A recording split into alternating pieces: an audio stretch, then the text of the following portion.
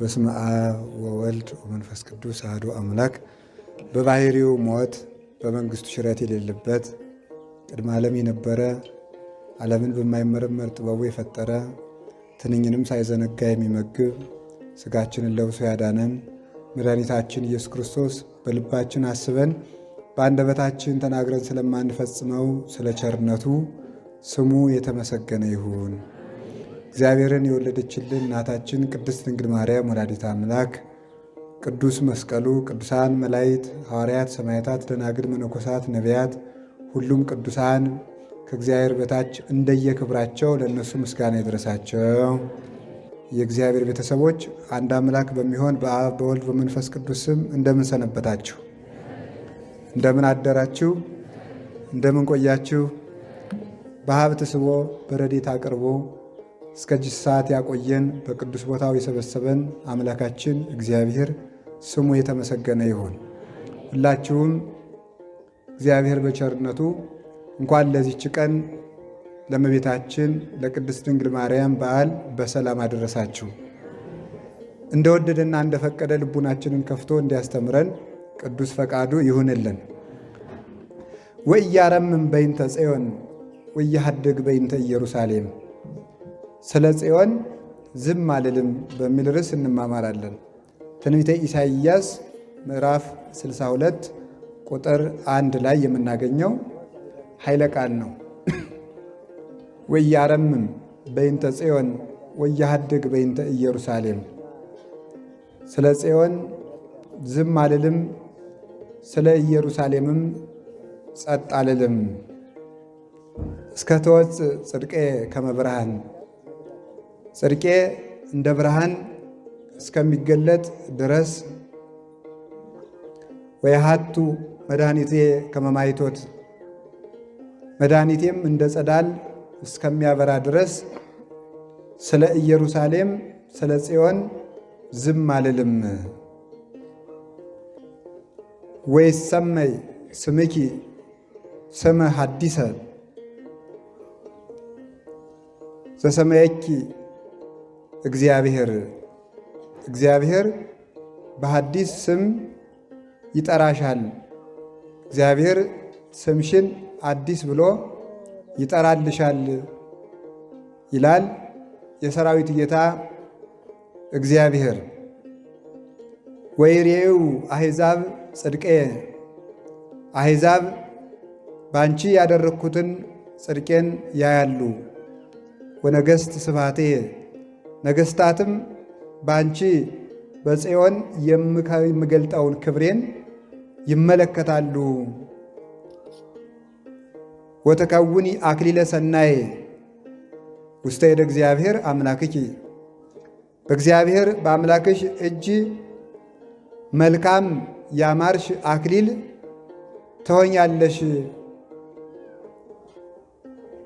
ወአክሊለ ስብሐት ውስተ አምላክኪ፣ በእግዚአብሔር በአምላክሽ እጅ የክብር አክሊል የክብር ዘውድ ትሆኛለሽ። ወይትከውኒ ህድግተ፣ አንቺ ጽዮን ኢየሩሳሌም ተጥለሽ ተንቀሽ አትቀሪም ይላል እግዚአብሔር። ስለ ቃሉ የእግዚአብሔር ስሙ የተመሰገነ ይሁን። ኢሳይያስ ነው የተናገረው። ነቢዩ ኢሳይያስ በምርኮ ዘመን እስራኤል ተማርከው ፋርስ ባቢሎን በነበሩበት ዘመን የተነሳ ነቢይ ነው። ከደቂቀ ነቢያት አንዱ ነው። ይሄ ነቢይ ሀብተ ትንቢት ተነስቶት ሳለ በኋላ ንስሐ ገብቶ እግዚአብሔር ሀብተ ትንቢቱን የመለሰለት ልዑለ ቃል የሚባል ባለደረቅ ሐዲስ ወይም ብሉይ ኪዳንን እንደ ወንጌል የተናገረ ነቢይ ተብሎ ይጠራል። የኢሳይያስ ትንቢት ደረቅ ሐዲስ ይባላል። በመጻሕፍት ቋንቋ ደረቅ ሐዲስ ማለት የብሉይ ኪዳን ወንጌል ማለት ነው። እጽዋት ፍሬ ሲያፈሩ ገለባቸውን ልጠን የምንበላቸው እጽዋት አሉ። ሳንልጥ ከናገዳቸው የምንበላቸውም አሉ። ከሌላውም ለምሳሌ ሳይላጥ የሚበላ አንድ ፍሬ ራሳችሁ መጥቀስ ትችላላችሁ። ሙዙ ተልጦ ይበላል፣ ብርቱካኑ ተልጦ ይበላል፣ ሎሚው ተልጦ ይበላል። ሳይላጥ ከነቅርፍቱ የሚበላ ታውቃላችሁ? ምን አለ? ሳይላጥ እንዳለ የሚበላ እንደዚህ አለ። ልክ መጻሕፍትም በወርቃቸው የሚፈጸሙ አሉ፣ እንዳለ በቁማቸው ሰማቸውም ምስጢር ሆነው የሚተረጎሙ አሉ። በብሉይ ኪዳን ከተነገረው ትንቢት ውስጥ ኢሳይያስና ዳዊት የተናገሩት ደረቅ ሐዲስ ተብሎ ነው የሚጠራ። ደረቅ ሐዲስ እንዳለ ከዘመናት በኋላ የሚፈጸመውን በዘመኑ እንደተገኘ አድርጎ ዝም ብሎ ድንግል ትጸንሳለች ብሎ በአማርኛ መናገር የተገለጠ ነገር ነው። ይሄ የማይተረጎም ድንግል ትጸንሳለች፣ ስሙ አማኑኤል ይባላል። ይሄ ደረቅ ሐዲስ ነው እና ከዚህ የተነሳ ልዑለ ቃል ኢሳይያስ ተብሎ ይጠራል። ቃሉ ከፍ ያለ ከነቢያት ይልቅ በትንቢት የበለጠ ይባላል እና የኢየሩሳሌምን ምርኮ ኢየሩሳሌም እንደምትማረክ ይሄንን አስቀድሞ ነግሯቸዋል። ወያረምን በይንተ ጽዮን፣ እናንተ ገና የመከራ ወሬ መስማት አትፈልጉም ብዬ ኢየሩሳሌም ትማረካለች ብዬ መናገሬን አላቆምም። ጽዮን ትማረካለች ብዬ መናገሬን አላቆምም። እናንተ ክፉ ነገር መስማት አትወዱም፣ ክፉ ነገር ማድረግ ትወዳላችሁ እንጂ ለክፋታችሁ ክፋት ይመጣባችኋል ሲሏችሁ አትወዱም። ግን ባትወዱትም ክፉ ነገር ይመጣባችኋል፣ ጽዮን ትማረካለች፣ ረድኤት ከእናንተ ይርቃል ብዬ መናገሬን አላቆምም። ኢየሩሳሌም ትመዘበራለች ብዬ መናገሬን አላቆምም። መልሶ ደግሞ ባቢሎናውያን ቢከፋቸውም በኃይል ቢጎለብቱም በሰራዊት ቢበረቱም ባቢሎናውያንን ተበቅሎ እግዚአብሔር ጽዮንን እንደገና ያነግሳታል፣ ኢየሩሳሌምን ያንጻታል፣ የተበተኑትን ይሰበስባል፣ ያዘኑትን ያረጋጋል፣ እንባቸውን ያብሳል፣ ኢየሩሳሌም መልሳ ትሰራለች፣ ትንቢተ ነቢያት ይነገራል፣ መሥዋዕት ይሰዋል ብዬ መናገሬን አላቆምም። ነቢይ፣ መምህር፣ ካህን ማለት ሁለቱን ያስተባበረ ነው። አንደኛ ሕዝቡን እንዳይከፋው ብሎ ለሕዝቡ ክፋት የሚመጣ ሲሆን የውሸት ሰላምን የማይሰብክ መሆን አለበት። መከራ እየመጣ አይዟችሁ ቢሉት ሕዝቡ በኃጢአቱ ይቀጥልበታል እንጂ አይመለስም። እንደገና ደግሞ ጠላት ይከፋዋል ብሎ ንጉሥ ለወደደው ዘመን ለወለደው ተገዝቶ ባለሥልጣኖችን ፈርቶ ቀን እንደሚወጣ የማይናገር መምህርም መምህር አይደለም። ሁለቱንም የሚፈራ ኢሳይያስ ስለዚህ ነው እኔ እስራኤል ደስ እንዲላቸው ብዬ ጥሩ ሰዎች ናችሁ አልልም፣ መከራ አይመጣም የሰላም ዘመን ነው ብዬ አልናገርም። ጽዮን ትማረካለች እወቁት፣ የእውነትን ጽዋ ጨልጡት ቢመራችሁም ብዬ እናገራለሁ እንጂ ሰራዊታቸው ብዙ ነው ብዬ ባቢሎናውያን ይጠፋሉ ብዬ መናገሬንም አልፈራም። ይሄ ሁለቱ ነው። አሁን በዚህ ዘመን ሕዝቡም መከራ መጣ ብሎ ሲነግሩት አይወድም። ሌላው ደግሞ የተሾመው ባለስልጣኑ መከራ መጣ ብሎ ሲነግሩት አይወድም። ሁሉም ምን ይፈልጋል? የሰላም ዘመን ነው ሲሉት ይወዳል። ቀጥሎ ሰላም ይመጣል ሲሉት ይወዳል። ትዝ ይላችሁ እንደሆነ በሀገራችን ታሪክ አፄ ኃይለ ሥላሴ ንጉሠ ነገሥት ዘኢትዮጵያ እስከ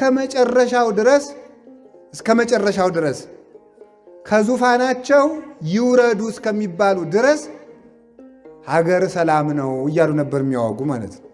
ሀገር ሰላም ነው፣ ኢትዮጵያ ደህና ናት፣ እግዚአብሔር ኢትዮጵያን እያስተዳደራት ነው እያሉ ያወጋሉ። መጨረሻ ላይ አዲስ አበባ የሚቃወሟቸው ሰዎች ገብተው እሳቸውን ከዙፋናቸው አውርደው በሉ ወደ ተዘጋጀለዎት ማረፊያ ይሂዱ ተብለው ወደ እስር ቤት እስከሚወስዷቸው ድረስ ኢትዮጵያ ሰላም ናት ነበር የሚሉት ማለት ነው። ስለዚህ ምንድን ነው ቀድሞ ግን ሲነገሩ ጃንሆይ ሕዝብ እያለቀ ነው፣ ጃንሆይ ኢትዮጵያ ልትፈርስ ነው እየተባሉ ኢትዮጵያ ሰላም ናት ይላሉ። ሰላም ሳይኖር ሰላም ሰላም ይላሉ አለ ኤርምያስ። ሰላም ሳይኖር ሰላም ነው ይላሉ፣ ግን ሰላም የለም። መጨረሻ ላይ ስንት ምሁራንም አለቁ ታውቃላችሁ አይደለም? ህዳር 11 ቀን ከ60 በላይ የኢትዮጵያ ምሁራን በአንድ ቀን እንደ ዶሮ ታንቀው አልቀዋል። የኢትዮጵያ ሚኒስትሮች ማለት ነው። በጊዜ ቢሰሙ ኑሮ፣ በጊዜ ቢስተካከሉ ኑሮ ኢትዮጵያንም ለአውሬ አሳልፈው ባልሰጡ እነሱም በተስተካከሉ ነበረ። ለጥፋት የተዘጋጀች ከተማ ነጋሪት ቢጎስሙባት አትሰማም ይላሉ አባቶቻችን። እስራኤልን እግዚአብሔር ተስተካከሉ፣ የመከራ ዘመን አመጣለሁ፣ ምርኮ ይመጣባችኋል፣ ኃጢአት እየሰራችሁ ጣዖት እያመለካችሁ ስላስቸገራችሁኝ ረድኤቴን ከእናንተ አርቃለሁ፣ ተስተካከሉ አላቸው። ሰላም ነው ይላሉ። እነ ኢሳይያስ ተው ምርኮ ይመጣል ይላሉ። የሐሰት ነቢያት ይመጡና ሰላም ነው ይላሉ። ኤርምያስ መጥቶ እግዚአብሔር መከራ ይመጣል ብሏችኋል ይላል። የሐሰት ነቢያት ይመጡና ሰላም ነው ይላሉ። ኋላ ተመልከቱ፣ ኢሳይያስንም በመጋዝ ሰንጥቀው ገለዋል፣ እውነት ስለነገራቸው። ኤርምያስንም ከአዘቅተ ኩስ ወርውረው ጥለውት ነበረ፣ በድንጋይ ወግረውታል። እናንተ አንድ ቀን የእኛን ሰላም ተናግራችሁ አታውቁም፣ የእኛን ጥፋት ነው የምትናገሩ ይላሉ። ግን ተመልከቱ ምን ይላል ሰሎሞን መሰላችሁ? ከጠላት መሳም የወዳጅ ንክሻ ይሻላል ይላል። ከጠላት መሳም የወዳጅ ንክሻ ይሻላል። በውሸት ሰላም ነው፣ ጥሩ ሰዎች ናችሁ፣ ጥሩ ዘመን ይመጣላችኋል ተብለን ቀጥሎ እሳት ከሚነድብን መከራ ይመጣባችኋል ተብለን ሰላም ቢመጣልን ይሻለናል። እኛ ግን ተግሳጽ አንወድም። ተግሳጽ ከሚነገርበት እንኮበልላለን። አይዟችሁ አይዟችሁ የሚለንን ብቻ እንከተላለን። ውሃ ሙላት ሲወስድ እያሳሳቀ ነው እንደሚባለው ዓለም እያሳሳቀች አጠፋችን። አሁንም ቢሆን የምነግራችሁ እናንተን ደስ እንዲላችሁ ብለን ሕዝቡን ደስ እንዲለው ብለን አይዟችሁ ሰላም ዘመን ነው አንልም። ወይም ደግሞ ምን ይባላል መሰላችሁ? አረ ሰላም የለም ሰው እየተፍጃጃ ነው፣ ተው ተስተካከሉ ሲባሉ ዳኞች ኃያላን ምንድን ነበር የሚሉት? ሰላም ነው። ቤተ ክርስቲያን አካባቢ ሰላም የለም ብላችሁ የምትናገሩ ካህናት፣ መምህራን ተጠንቀቁ ይባላል። ሲመጣ ወዴት ይኬድ? ቀድሞ መስማት ይሻላል። አሁንም ቢሆን የምነግራችሁ ወያረምን በይንተ ጽዮን፣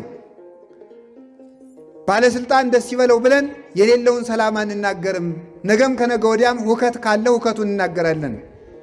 ሕዝብ ደስ እንዲለው ብለንም ሕዝቡ ሰላም ናችሁ፣ ጥሩ ናችሁ፣ ታስቀድሳላችሁ፣ በዓል ታከብራላችሁ፣ ዋልድባን ትሳለማላችሁ፣ ላሊበላን ትሳለማላችሁ፣ ግሸን ትሳለማላችሁ፣ አክሱን ትሳለማላችሁ፣ ኢትዮጵያውያን ጻድቃን ናችሁ፣ መጽዋቾች ናችሁ፣ ደጋጎች ናችሁ አንላችሁም። እምንላችሁ ሌቦች ናችሁ፣ ዘማውያን ናችሁ፣ ቀጣፊዎች ናችሁ ነው የምንላችሁ። ይሄኛው ነውም ይሻለን። ትቢያው ካልተራገፈ መስታወቱን ትቢያ ከሞላው ፊትን ማሳየት እንደማይችል ሁሉ ምጽዋት መስታወት ነው፣ ሃይማኖት መስታወት ነው፣ ቅዳሴ መስታወት ነው፣ ጸሎት መስታወት ነው፣ ዝክር መዘከር መስታወት ነው፣ በዓል ማክበር መስታወት ነው፣ ምንኩስና ተክሊል መስታወት ነው፣ ማይሌት መስታወት ነው፣ ሰዓታት መስታወት ነው።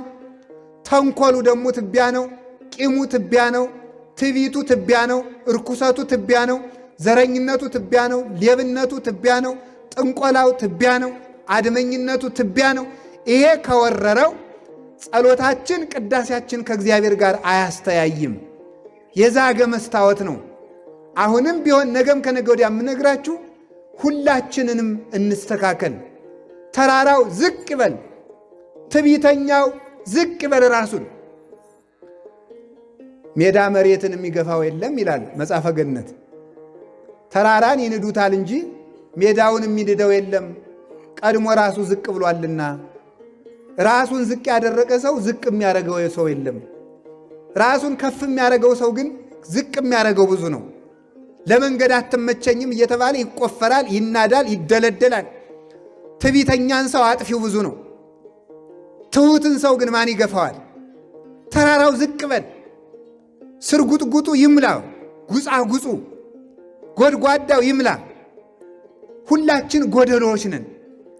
በጸሎት ጎደሎ ነን፣ በጾም ጎደሎ ነን፣ በስግደት ጎደሎ ነን፣ አነጋገራችን ጎደሎ ነው፣ በትጋት ጎደሎ ነን። ሙላታችን እየተመለከትን ባጭሩ ከምንረካ ጉድለታችን እያየን ብንተጋ ይሻለናል። ሞኝ ሰው ሰይፍ በራሱ አንገት ላይ ካላረፈ የጓደኛው ሞት አይገባውም ይላል ደራሲ። እውነት እኮ ነው። አልተረዳንም እንጂ እየሞትን ነው። ስለዚህ ጉድለታችን መሙላት፣ ጉጻጉዙ ይጠረግ። በልብስ የጠቀለልነው ኃጢአታችን መታየት አለበት፣ መጥራት አለበት።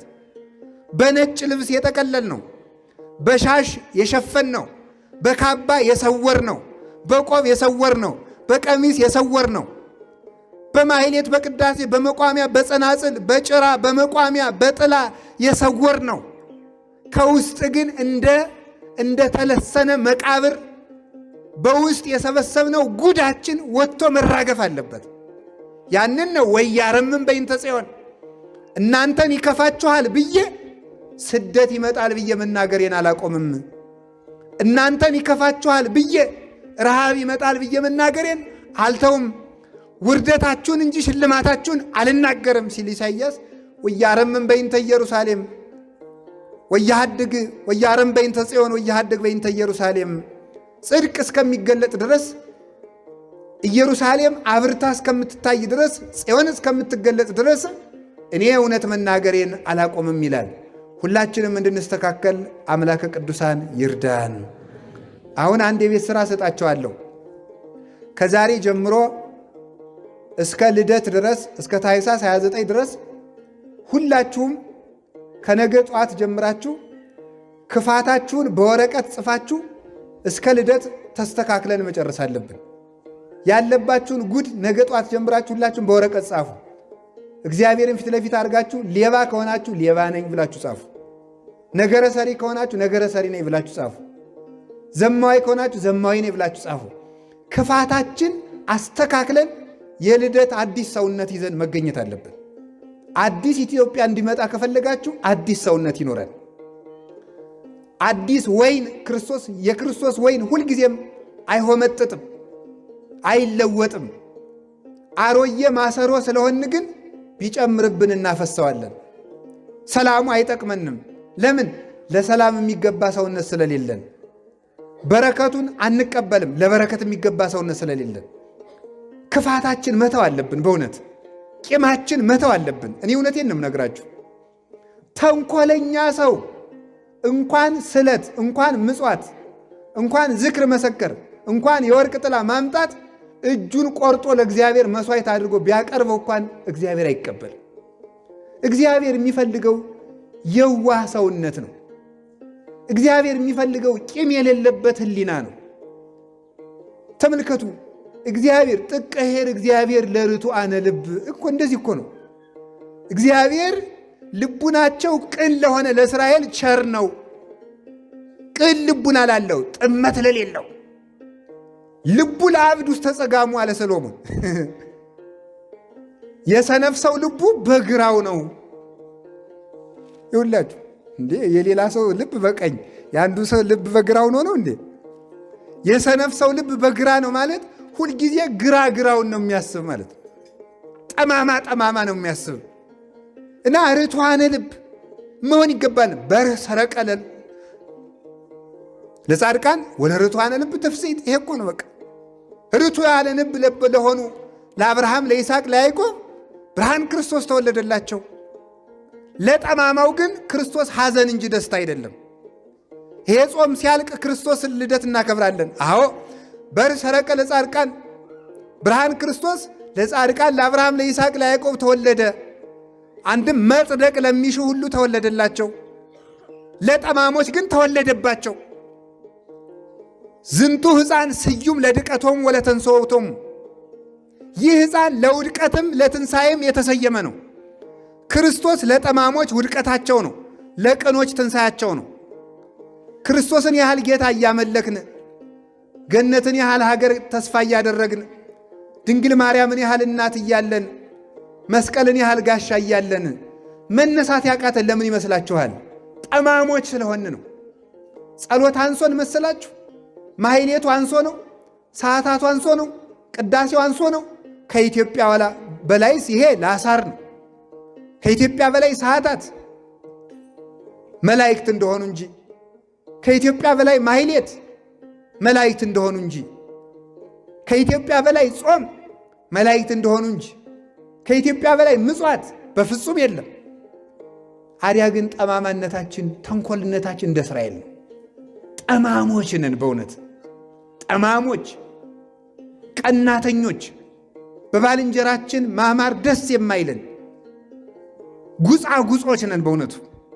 ይሄን እግዚአብሔር አይወደውም። የዲያብሎስ መልክ ነው ይሄ።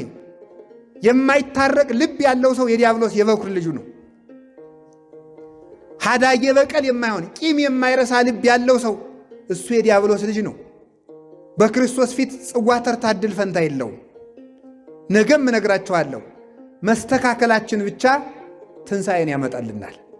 መስተካከላችን፣ አንደበታችን መለፍለፉን ሲያቆም፣ አድማውን ሲያቆም፣ መራገሙን ሲያቆም፣ ነገር ሥራውን ሲያቆም፣ በጠላት መጸለዩን ሲያቆም፣ ሰውነታችን በሙሉ ሲስተካከል፣ ያን ጊዜ እግዚአብሔር ብርሃንን ያወጣል።